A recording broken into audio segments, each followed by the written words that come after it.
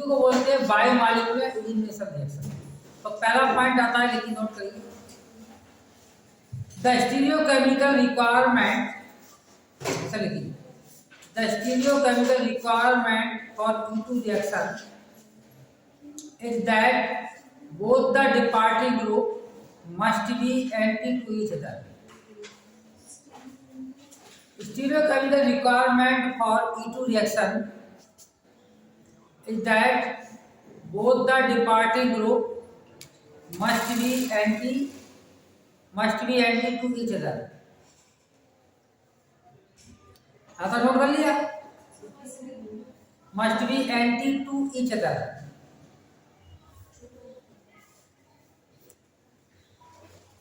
ठीक है ना। तो देखिए कोई भी स्टीरियोकेमिकल रिक्वायरमेंट है, मान लीजिए आप दूसरी का इंट्रोडक्शन, देखिए ये आपका क्या है, इंट्रोडक्शन, इधर ऊपर कहां तक आ रहा है था, सब पूरा आ रहा है, नीचे पूरा तो इंट्रोडक्शन का क्या है, स्टीरियोकेमिकल रिक्वायरमेंट, जैसे मान लीजिए फॉर एग्जांपल ये आपका ये लीविंग ग्रुप है, ठीक है, और इसका रिएक्शन हमने किससे कराया, बेस से, सोडियम हाइड्रोक्साइड। तो बेस हमेशा क्या करेगा, इस हाइड्रोजन को लेगा, इस हाइड्रोजन, इस हाइड्रोजन को जैसे इसने लिया और ये आपस में निकले, लेकिन वो कह रहा है कि इस हाइड्रोजन को नहीं ले सकता। स्टीरियोकेमिकल रिक्वायरमेंट क्या कहता है कि both the departing group must be anti to each other. Departing group कौन से हैं, Cl hydrogen, this hydrogen is attracted by the base and this Cl is leaving group. तो डिपार्टिंग ग्रुप कौन से, वो निकलने वाले, hydrogen and Cl they are the departing group. वही कैसे होना चाहिए, एक दूसरे के एंटी होना। ऐसा क्यों होता है, when this negatively charged oxygen atom is coming to this place, so there will be repulsion between the lone pair of the chlorine atom and negative charge of इसके OET का जो नेगेटिव चार्ज होगा, इनके बीच में क्या हो जाएगा, repulsion हो जाएगा, क्या हो जाएगा।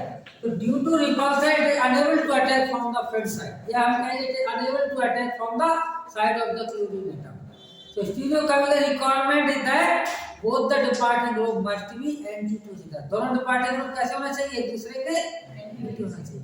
तो ऐसे केस में कहेंगे नो रिएक्शन, कोई रिएक्शन नहीं होगी। बात है समझ में।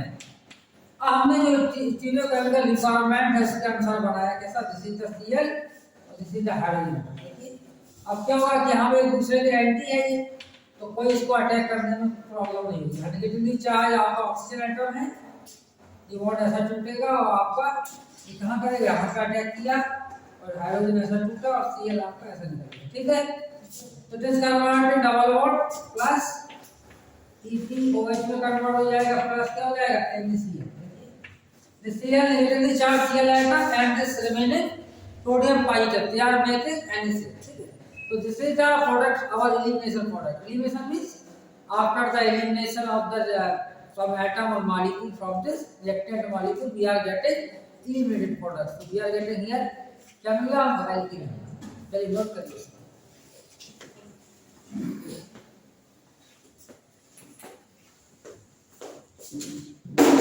Hexane system. देखिए साइक्लोहेक्सेन में एक तो मैंने ऐसा दिया, दिस इज द मॉलिक्यूल, ठीक है, और यहाँ पे देखेंगे, हम देखेंगे this is the tertiary butyl group लगा हुआ है फोटोनियल साइड, और यहाँ पे क्या लगा, this is the Cl atom. देखिए ये Cl एटम है, और यहाँ पे आपका हाइड्रोजन एटम है, और यहाँ पे क्या हुआ, दिस इज, यहाँ पे आपका मिथाइल ग्रुप हुआ, और दिस इज आपका हाइड्रोजन एटम हुआ, और यहाँ पे क्या हुआ, इट इज आल्सो मिथाइल, यहाँ पे कहेंगे जैसे ET हो गया, मिथाइल ग्रुप, और here this is the hydrogen.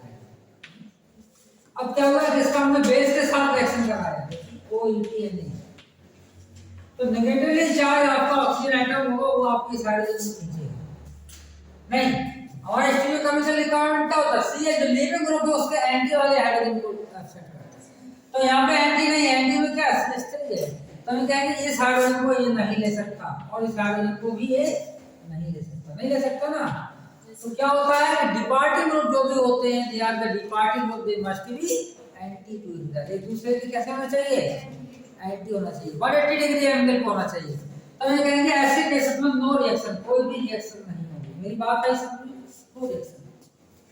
अब हमने क्या किया कि दूसरा मॉलिक्यूल बनाया, सिर्फ ऐसा मॉलिक्यूल बनाते हैं, मान लीजिए एग्जांपल के लिए ये टर्शियरी ब्यूटाइल, अब यहाँ पे this is the Cl atom और this is the hydrogen atom, और यहाँ पे क्या है, दिस इज आपका मिथाइल मान लीजिए है, this is the hydrogen atom, और यहाँ पे हमने इसको ईटी कर दिया, यहाँ पे ईटी कर दिया, लेकिन यहाँ पे दिस इज द हाइड्रोजन, देखिए दिस इज द हाइड्रोजन, ऐसा कर या सेम ऐसा कर सकते हैं, मान लीजिए हमने इसको ईटी कर दिया और यहाँ पे कर दिया दिस इज Ni और यहाँ पे आपका हाइड्रोजन। तो देखिए यहाँ पे जो OET नेगेटिव आएगा, whatever the OET negative charge atom it is coming to this hydrogen atom it is unable to act, क्यों स्टूडियो करने की रिक्वायरमेंट करते हैं कि this Cl and this hydrogen at the neighbouring carbon atom and another carbon atom they must be anti, so this carbon atom the hydrogen atom of this carbon atom they are not fulfill the criteria of stereochemical requirement, but at this carbon atom क्या है hydrogen and Cl they are anti to each other, so it is the right conformation for the E2 reaction, ठीक है, E2 reaction के लिए right conformation है, इसमें नहीं थी। तो यहाँ पे क्या होगा, ये देखिए हाइड्रोजन को ले लेगा और ये बॉन्ड आपका ऐसा टूटेगा और ये बॉन्ड ऐसा टूटेगा, देखिए हो गया ना। नाउ वी आर गेटिंग क्या मिलेगा, इधर बनाते हैं इसको, कहाँ बनाएंगे, इधर बनाते हैं, इधर बनाते हैं, इधर बना दिया कैसा बनेगा, ये आपका ऐसा हो जाएगा और यहाँ पे ऐसा कर सकते हैं। अभी तो मैंने ऐसा बना दिया जैसा दिख रहा है, व्हाटएवर द लुकिंग, यहाँ पे क्या हो गया दिस इज द Ni हो गया और यहाँ पे दिस इज द Et हो गया और दिस इज हाइड्रोजन, लेकिन ये स्ट्रक्चर राउंड है, तो सही स्ट्रक्चर बनाना, सही कैसे बनाएंगे, जब भी कोई मॉलिक्यूल में डबल बॉन्ड आ जाता है, अंदर पाई बॉन्ड आता है, तो हम कहेंगे चेयर फॉर्म में नहीं रहेगा, तब ऐसा structure it is going to another form that will be envelope shape, किसमें जाएगा, इनवलप शेप या हम कहेंगे half chair form, that will be half chair form. तो हाफ चेयर फॉर्म में इसको कन्वर्ट करेंगे कैसे, तो हम ये कहेंगे ये स्ट्रक्चर का करेक्ट नहीं है, ये नोट कर लिया था नहीं कर लिया, पिछला वाला नोट कर लिया था, पिछला वाला बैक है कर लिया करो, मैं तो बाद में पिछला रख लेंगे। तो देखिए इसका सही स्ट्रक्चर कैसे बनाएंगे, तो ये जैसे क्या करेक्ट स्ट्रक्चर क्या होगा, ये आपका ऐसा बनेगा, तो देखिए यहाँ पे ऐसा बनेगा, जैसे क्या टर्शियरी ब्यूटाइल, ठीक है, टर्शियरी ब्यूटाइल ग्रुप हो गया और इट इज फॉर्मिंग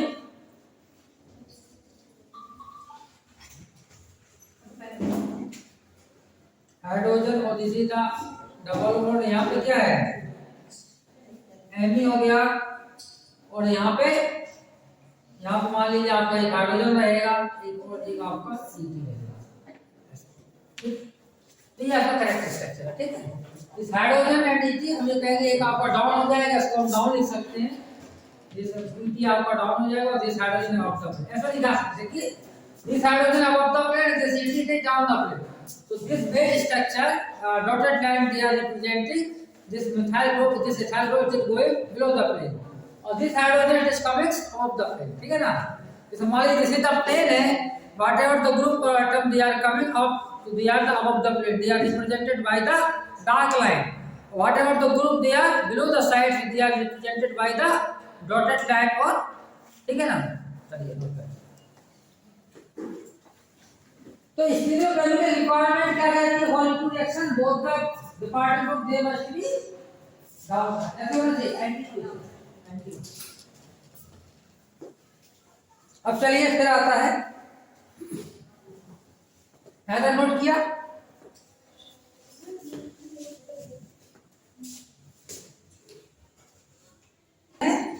जैसे मान लीजिए आपको इस तरह का जो मैंने बताया था, तो उसको छोड़ देते हैं, यहीं तक हो गया आपका। अब आता है इवन रिएक्शन, इसको बोलते हैं unimolecular nucleophilic unimolecular elimination reaction. तो ऐसा रिएक्शन कब होता है जिसमें आपका कार्बोकैटायन का formation, this types of reaction they are occurring in presence of carbocation, they are occurring during the formation of carbocation. तो जनरली ये रिएक्शन जो आपको E2 होती हैं, they are under in presence of base होती हैं, whatever the given reaction they are occurring in presence of H+ ion. कहां से होती हैं, जैसे एग्जांपल के लिए मान लीजिए आपका ये आपका मिथाइल है, सीधा मिथाइल ग्रुप हो गया और तीसरा आपका मिथाइल ग्रुप हो गया, ये इसको ऐसा लिख सकते हैं, देखिए इसको ऐसा लिख सकते हैं, ये आपका क्या हुआ, जैसे आपका OH हो गया एल्कोहल, ठीक है ना, और ये क्या हुआ, जैसे आपका ये भी आपका मिथाइल है, बिलो आपका क्या है, जैसे Et, देखिए 1 मिथाइल या ऐसा रख सकते हैं 1 methyl up and 1 methyl ET आपका बिलो, और इसको बन सकती है आपका फिनाइल। तीन टर्शरी ग्रुप हो गया है ना, टर्शरी ग्रुप। तो टर्शरी में देखा हमने H2SO4 दिया, क्या दिया? H2SO4। तो H2SO4 का क्या काम है? इट इज जो लोन पेयर है इसके ऑक्सीजन के पास, it is acting as a base. हमेशा जो भी लोन पेयर होगा अमोनिया मॉलिक्यूल पे नाइट्रोजन पे लोन पेयर होता है, it is acting as a base, and alcohol का ऑक्सीजन भी आपका बेस की तरह काम करेगा, लेकिन वीक बेस है। और यहाँ पे H2SO4 क्या है? इट इज स्ट्रांग गैस है, it is always giving H+ sign. So whatever the H+ ions they are coming from H2SO4 molecule, they can be attracted by this oxygen or due to the presence of lone pair of electron and oxygen atom. तो oxygen atom क्या करेगा? इनको ले लेगा, क्या ले लेगा? H+ ion को। तो जैसे ही H+ ion को लिया तो हमें कहेंगे it is forming like this. क्या बनाया? दिस पीएच हो गया, और यहाँ पर एक आपका this is the of the plane. Of the plane क्या है? मिथाइल ऑफ द प्लेन है बिलो इथाइल, और यहाँ पे दिस O और H और दिस H, और यहाँ पे क्या है? पॉजिटिव चार्ज है। फिर ये पॉजिटिव चार्ज इसको दिया, निकाल दिया, तो माइनस क्या होगा? H2O। और जैसे ही H2O हटा तो आपका क्या होगा? pH हो गया,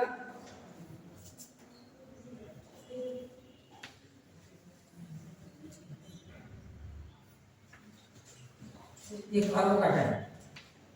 देखो उसको ET को ऐसे लिख सकते हैं, ET नहीं, और CH2CH3 ऐसे होता है। दिस ET को हमने ओपन कर लिया, तो ये द फॉर्मेशन ऑफ क्या होगा? कार्बोकैटायन। अब देखिए इस स्ट्रक्चर को हम ऐसा भी लिख सकते हैं, it is represented by this pH, और क्या होगा? ये आपका Me हो जाएगा, दिस Me, और यहाँ पे क्या हो जाएगा? This CH3। तीन हाइड्रोजन है, ये आपका 3 हाइड्रोजन, और यहाँ पे क्या है? 2 हाइड्रोजन है, दिस आपका 2 हाइड्रोजन।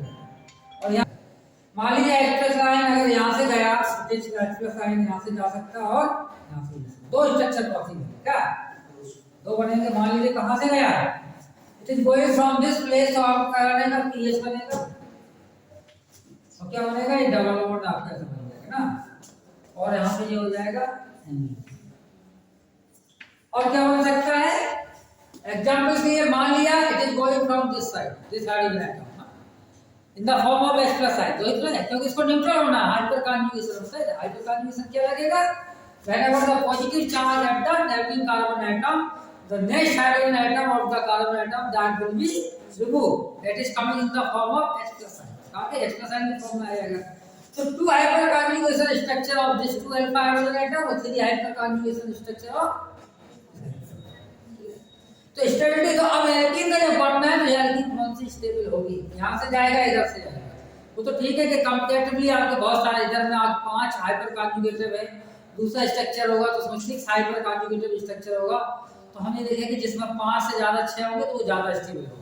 बट यहाँ पे वो स्टेबिलिटी कार्बोकैटायन की होती है, यहाँ कार्बोकैटायन की स्टेबिलिटी की बात नहीं कर रहा है। अब the stability of the product after the elimination of H+ ion, yeah, after the abstraction of H+ ion, whatever the product forming, that will be more stable as compared to other. So two possibility of the product formation: one, a double bond is coming at this place by the removal of H+ ion, and one double bond is coming this place by the removal of this H+. ठीक है ना? तो मान लीजिए यहाँ से हमने remove किया, जब यहाँ से रिमूव करेंगे तो क्या होगा? दूसरा कौन सा बनेगा? इतना नोट करते हैं यहाँ पे, चलिए नोट कर। तो दूसरा H+ आयन कहां से जाएगा? नेक्स्ट कार्बन आयन, ठीक है ना?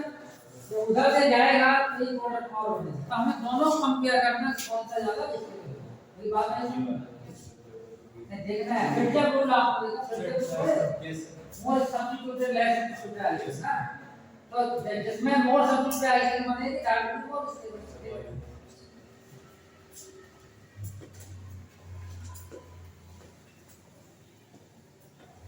नोट किया है ना?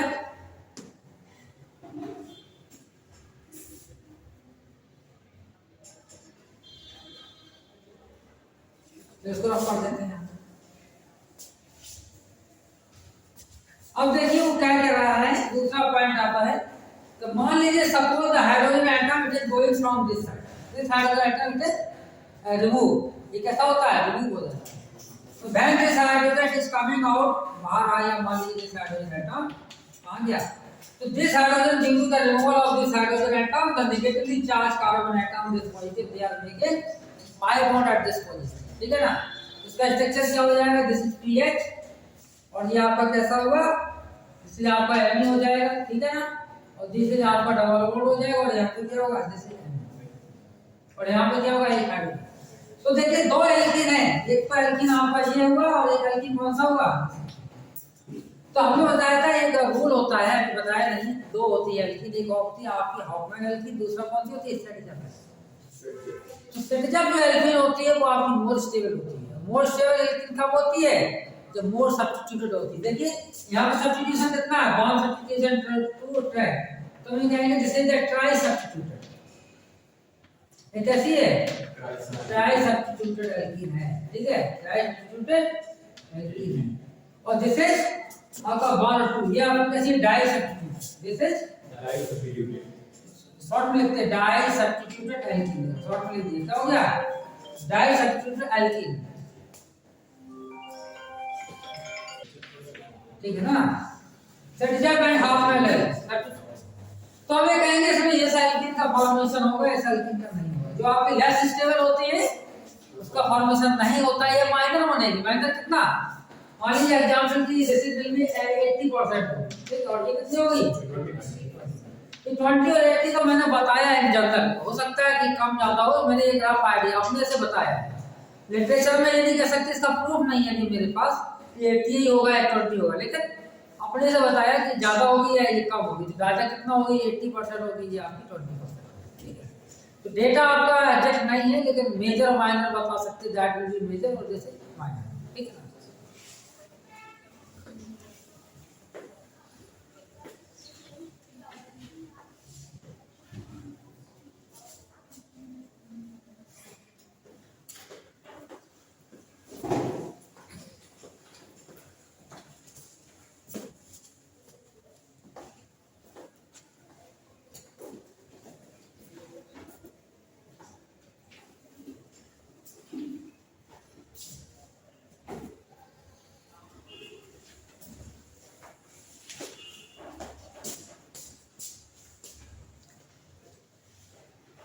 ठीक है, तो ये हो गया एलिमिनेशन। एलिमिनेशन में दोनों है, एक तो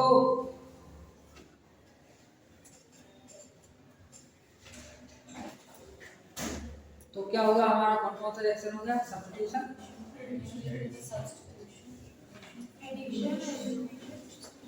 अब आता है सब्स्टिट्यूशन। अभी मैंने एडिशन बता दिया था, अब नेक्स्ट पॉइंट आता है दैट इज सब्स्टिट्यूशन। नोट कर लिया यार? तो देखिए सब्स्टिट्यूशन